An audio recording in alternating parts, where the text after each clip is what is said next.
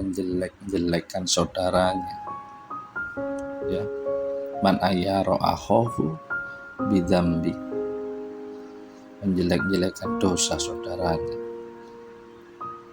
menjelek-jelekkan karena saudaranya berbuat dosa.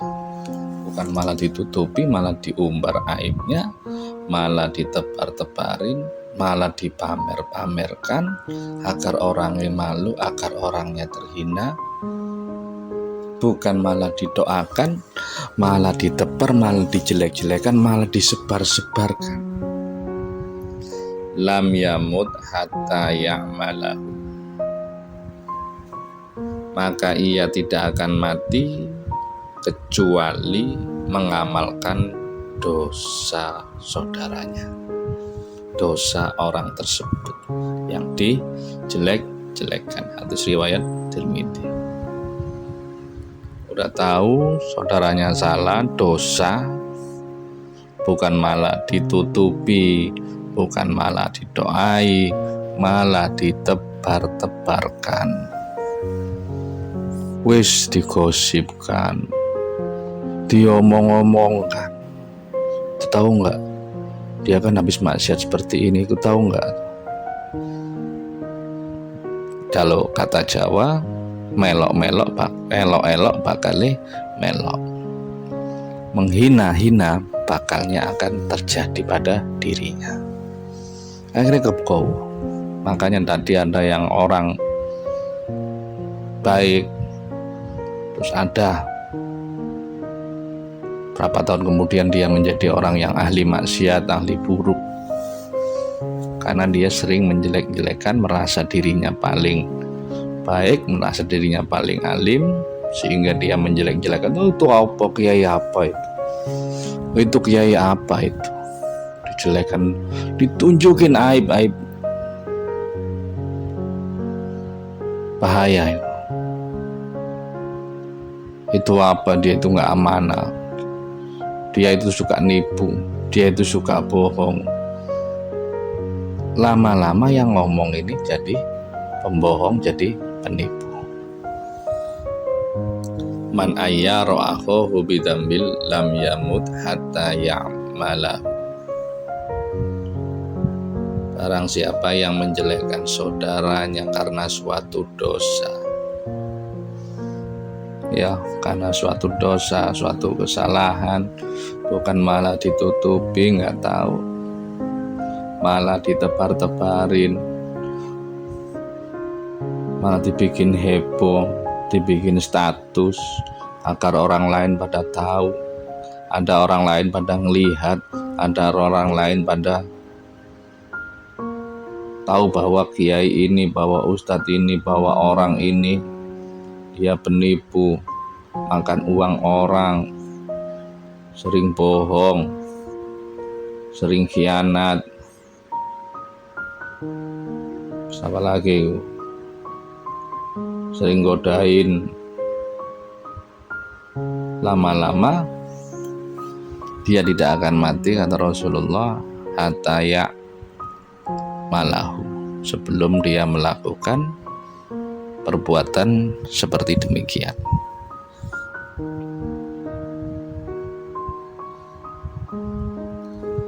Syekh Ibnu Qayyim al-Jauzi rahimahullah, wa kullu ma'siyatin uyyarat biha akhaka fahiya ilaika yahtamilu ayyurida bihi annaha sha'iratun ilaika wala budda an ta'malaha. Ya, menurut Syekh Ibnu Al-Qayyim Al-Jauzi, wa kullu maksiatin uyyarat biha akhaka, setiap maksiat yang dijelek-jelekkan pada saudaramu, ya, setiap maksiat yang dilakukan saudaramu kemudian kamu jelek-jelekkan, ya, Wahiya ilaika yahtamilu ayurida bihi annaha sya'iratun ilaika wala budda an ta'malaha, maka akan kembali padamu, pada yang menjelek-jelekan.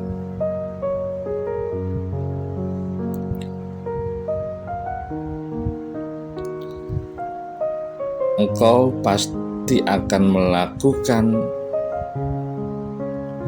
wala budda an ta'malaha, melakukan hal dosa yang demikian, akan kembali kepada diri. Setiap maksiat yang dijelek-jelekan pada saudaramu, maka itu akan kembali kepadamu. Engkau bisa dan dipastikan akan melakukan dosa tersebut. Di bahaya pemane rumangsa alim, pemane sing diejek iku kiai, wong ahli wirid, ahli dzikir. Iku apa itu? Pakai pesugihan, itu apa itu? Aliran sesat. Loh ya apa sih? Orang zikir, orang sholat, orang ngadain jamaah dibilang aliran sesat. Kembali nggak kesesatan kepadanya? Balik. Karena apa? Kamu malah menuduh. Sedangkan menjelek-jelekan ketika saudaramu sesama muslim berbuat maksiat aja nggak boleh, apalagi ya sing maksiat, orang yang maksiat kamu jelekkan itu loh, hukumannya akan kembali kepada dirimu dan kau akan berbuat hatta ya malahu, hingga kau berbuat demikian, sama seperti orang yang ahli maksiat. Itu apa itu? Ngemplang uang masjid. Itu apa itu? Dia nggak amanah, dia suka bohong terus. Dia itu apa itu? Enggak, sama seperti itu. Dan kau akan berbuat demikian. Dia tukang mabuk, tukang zina. Dia suka nggodain istri orang. Dia suka nggodain suami orang. Dia kan tukang zina. Hatta ya malahu,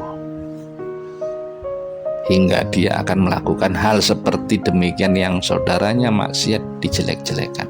Lah kalau saudaranya yang maksiat dijelek-jelekan, itu udah kelihatan maksiatnya, dijelek-jelekan aja, akan kembali kepada dirinya dan akan melakukan hal yang demikian. Apalagi yang dituduh aliran sesat, dituduh punya pesugihan, dituduh punya hadam, dituduh punya ini, dituduh. Terus hukumannya apa ya? Gak ngapa-ngapain dituduh. Maka kesesatan itu akan kembali pada dirinya. Barang siapa yang menuduh saudaranya kafir, sesat, maka kekafiran itu akan kembali kepada dirinya. Hati-hati kalau ngomong. Saudaranya salah, bukan malah ditebarin agar untuk menjatuhkan saudaranya, menjatuhkan temannya, agar gak bisa dipercaya lagi. Wah, kesempatan nih gua jatuhin kamu. Ntar kalau kamu jatuh, kamu gak dipercaya orang, nah saya nih yang dipercaya. Astagfirullahaladzim. Ketika kamu jatuh, nah itu kan ngodain perempuan, nah tuh ngodain laki-laki, nah mulai nih dia main serong, nah mulai nih dia gak amanah, dia tukang bohong, nah mulai nih dia ngemplang duit orang, nah mulai ini, nah tak sebarin nih biar dia tercoreng, namanya jatuh dan nama saya akhirnya ningkat dan saya punya pengaruh. Astagfirullahaladzim, naudzubillah, summa naudzubillah. Akhirnya apa? Dijelekan saudara. sehingga saudaranya malu. Izin, bukan malah ditutupi, didoain, dinasihati, malah dijelek-jelekan. Akhirnya apa? Kamu tidak akan mati hatta lam yamut hatta malahu. Lam yamut, tidak kau akan mati, tidaklah dia mati hatta malahu, sebelum hingga dia melakukan hal perbuatan yang seperti itu, seperti saudaranya.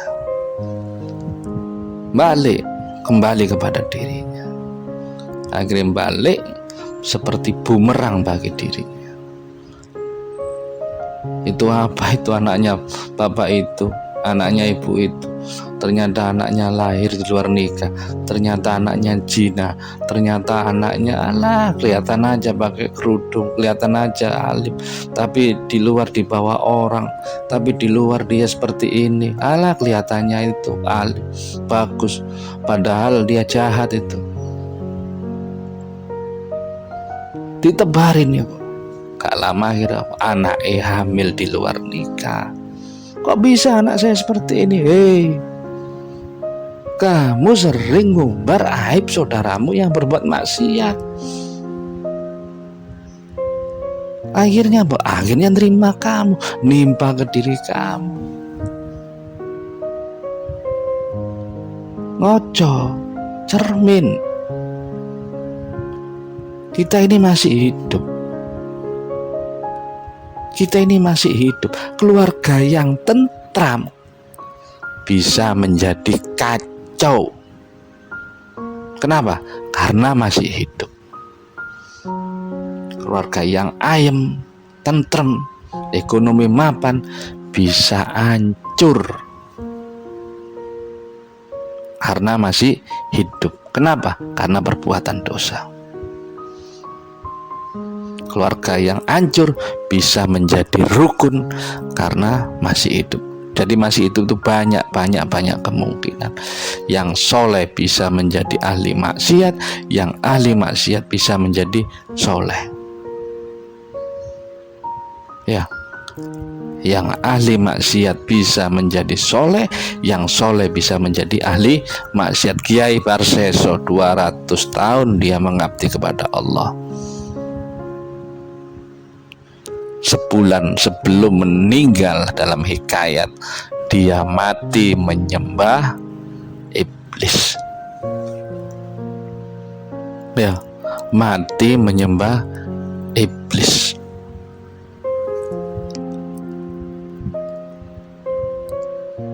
Sayyidina Umar, gimana kejamnya, gimana dosanya, nggak tanggung-tanggung. Ketika istrinya mau lahiran, dimasukin dalam lubang. Jadi kayak lubang digali di tanah, sama dukun bayinya untuk bantu proses kelahiran. Ya, kelahiran. Begitu lahir, owe. Apa anaknya? Perempuan, kamu bangun. Keluar dari lubang itu bersama bidan bersalinnya waktu itu, dukun bayinya bersama istrinya. Gak usah di bawah anakmu, taruh di bawah, taruh di tanah, kamu keluar aja, nggak usah bawa bayi. Kemudian dikubur hidup. Jadi ketika Umar kalau pas sholat salam itu nangis, ingat kesalahannya. Itu Sayyidina Umar, belum kejahatan yang lainnya. Tapi namanya masih hidup, Allah memberikan hidayah, akhirnya jadi sahabat Rasulullah. Dan di antara sahabat yang dijamin masuk surga adalah Sayyidina Umar.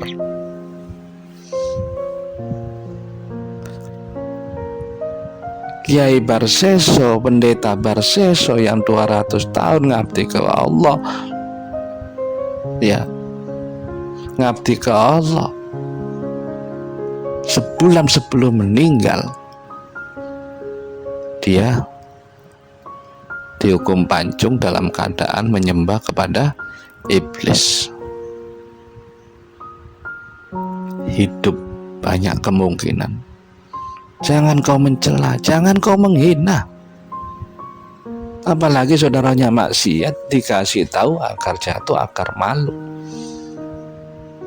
Ya malu saudaranya. Hei, kamu pezina ya? Hei, kamu tukang bohong ya? Hei, kamu tukang... Astagfirullahaladzim. Apa itu? Kiai apa itu? Kiai doyan perempuan. Apa itu? Kiai apa itu? Kiai nggak amanah. Apa itu? Kiai banyak pesugihan. Itu istrinya apa itu? Istrinya doyan gosip. Istrinya suka jahat, suka berbuat kasar, kotor. Lama-lama kembali enggak? Akan kembali kepada dirinya sendiri. Ya, kembali kepada dirinya sendiri. Jadi ya hati-hati lah ngomong, hati-hati.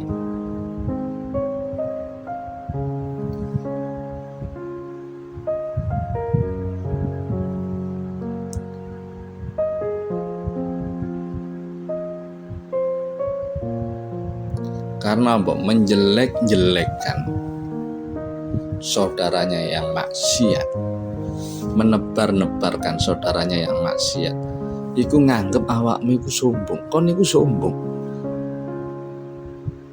seakan-akan awakmu gak bakal kena seperti dia. Iku nganggep awakmu sombong. Sombongnya apa? Karena iku maksudnya sombong. Sombong apa? Kamu merendahkan, menjelekkan saudaramu yang maksiat, seakan-akan kamu bebas dari hukuman itu. Enggak, seakan-akan kamu bisa lepas. Enggak. Kalau Allah menghendaki pasti terjadi. Ya barseso itu terjadi. Enggak akan terjadi. Mengandung kesombongan dan meremehkan orang lain. Allah, ternyata kamu juga seperti itu. Allah. Dan merasa diri lebih bersih, lebih suci dari dia. Ya, menganggap saudaranya itu jelek dan menganggap dirinya ternyata masih bagus saya, ternyata masih suci saya.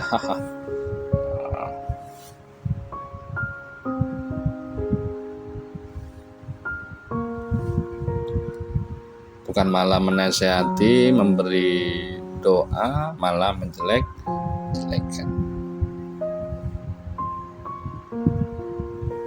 Janganlah kamu sombong karena merasa diri bersih dari dosa dan tidak akan terjerumus pada dosa yang dilakukan saudaranya.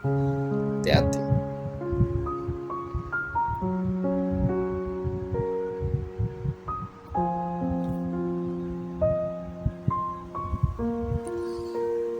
Jadi perlu hati-hati. Man ayyaro aho ubidambil lam yamut hatta ya'mala. Siapa yang menjelek-jelekkan saudaranya yang berbuat suatu dosa, lam yamut hatta ya'malahu, maka dia tidak akan mati kecuali mengamalkan seperti dosa saudaranya. Hati-hati lek ngomong, ya hati-hati, karena semua akan kembali kepada dirinya sendiri. Jong rumongso pinter, jong rumongso sombong. Terkadang ada saudara kita yang melakukan dosa atau maksiat, duluring ngakono dosa atau maksiat, kemudian jadi bahan perbincangan, malah ditambah-tambahin, dibumbu-bumbuin, digibahin. Iya, digibahin. diomong-omong, bukan malah didoakan, malah diomongin, malah dihancur-hancur.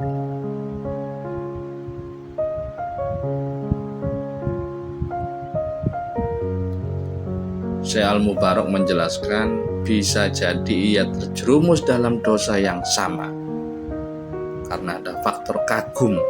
Sing jelek-jeleknya itu kagum terhadap dirinya. Sesungguhnya Allah membenci orang-orang yang sombong. Ya. Waqala Syekh Al-Mubarak Furi, bisa jadi ia terjerumus dalam suatu dosa yang sama karena kagum terhadap dirinya, kagum terhadap kesucian dirinya, kagum terhadap ibadahnya, kagum iku apa seperti itu, kagum, sombong, dan menganggap dirinya lebih suci.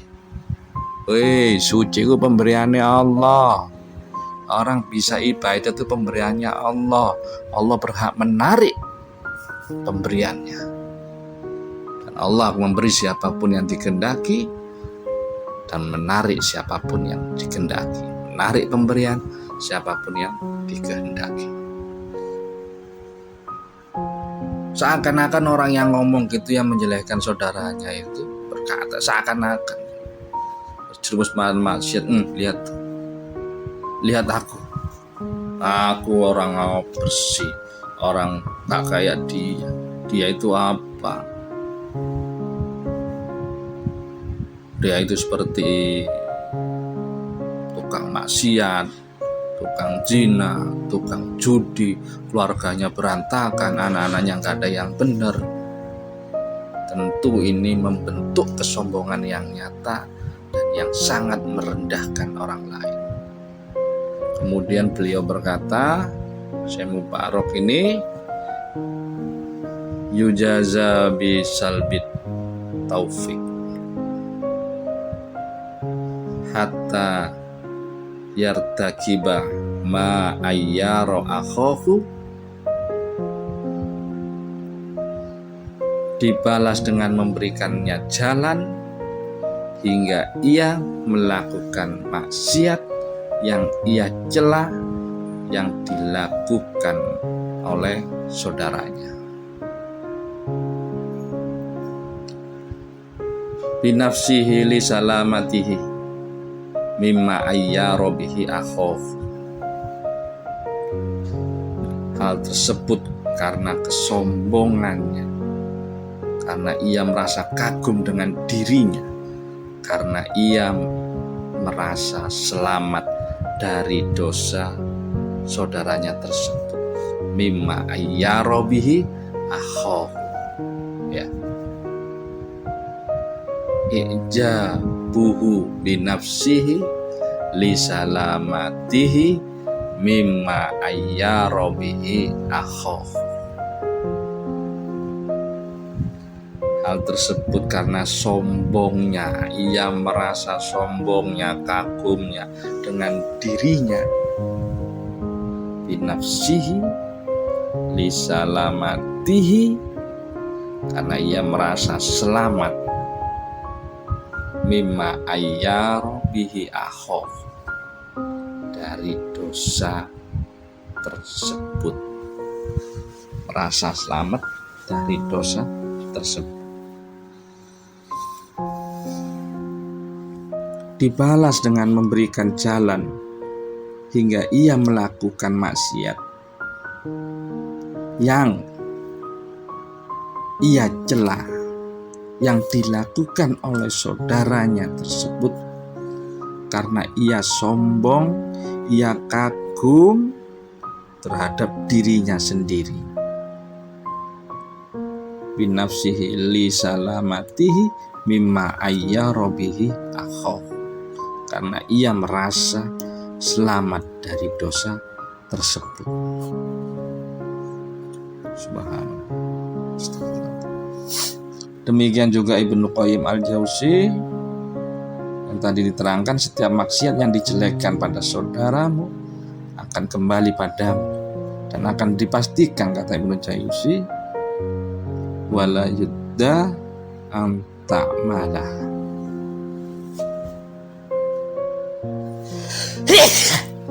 Ya Rabbil Alamin, akan melakukan dosa tersebut.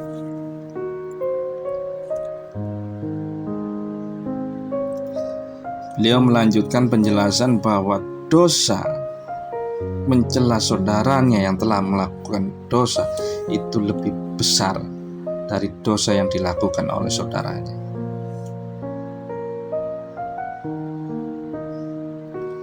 Kemudian Ibnu Qayyim al-Jauzi menerangkan,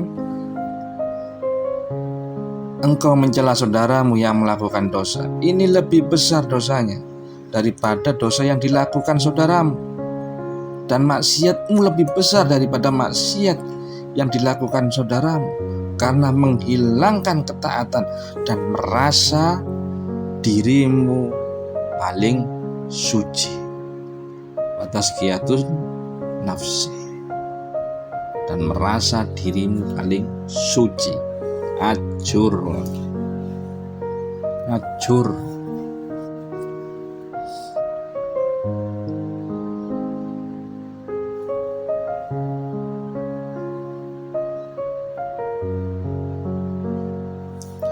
Sedangkan Syekh Ibrahim An-Nakhai itu berkata, jika aku melihat sesuatu yang aku tidak suka, tidak ada yang menahanku untuk berkomentar, aku bisa ngomong dan membicarakannya. Tapi aku takut, aku khawatir, kata Syekh Ibrahim An-Nakhai.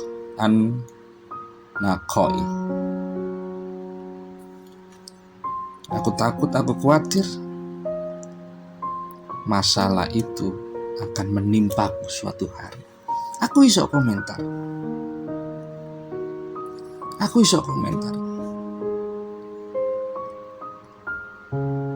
Saya bisa aja komentar. Bila aku melihat sesuatu yang tidak aku sukai, wong iki dolim, wong iki jahat, wong iki tukang zina, wong iki tukang mabuk, wong iki ngambil uang masjid, orang ini keamanah, orang ini nelen, tukang zina, tukang ngomongin orang, keluarganya nggak benar, bisa aku komentar, kata Syekh Ibrahim An-Nakhai. Bisa aku komentar, bisa. Dan bisa juga aku membicarakannya, bisa.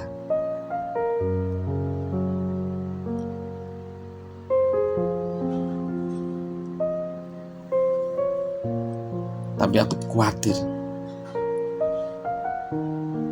Dan jika aku membicarakannya, aku takut khawatir aku suatu hari akan tertimpa hal yang demikian. Wong alim khawatir tertimpa hal yang demikian. Wis gak usah dipercaya apabila ada orang atau kiai atau apapun yang sering jelek-jelekkan kiai lain, sering merendahkan kiai lain, itu berarti wong yang nganggep dirine suci, dirine bersih dan akan kembali. Ingat ya, akan kembali kepada dirimu. Siapa yang menjelek-jelekkan suatu dosa yang dilakukan saudaranya, lam yamut hatta ya malahu, dia tidak akan mati kecuali melakukan hal yang demikian.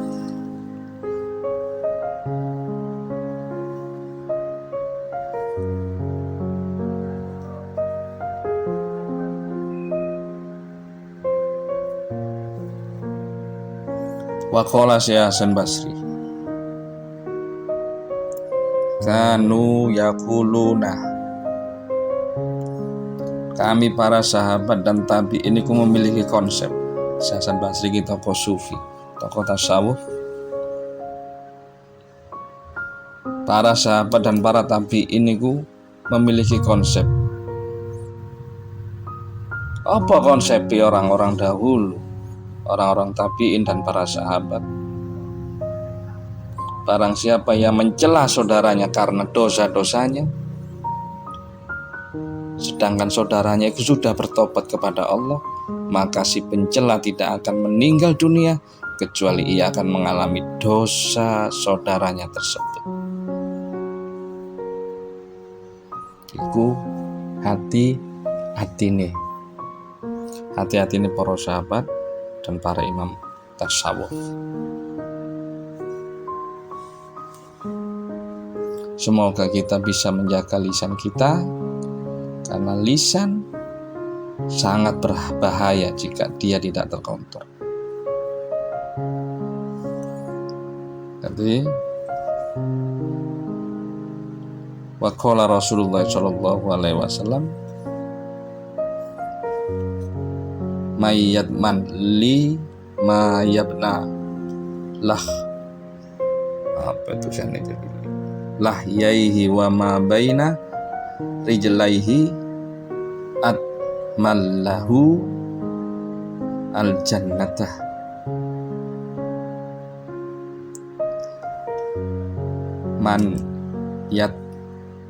Man li ma baina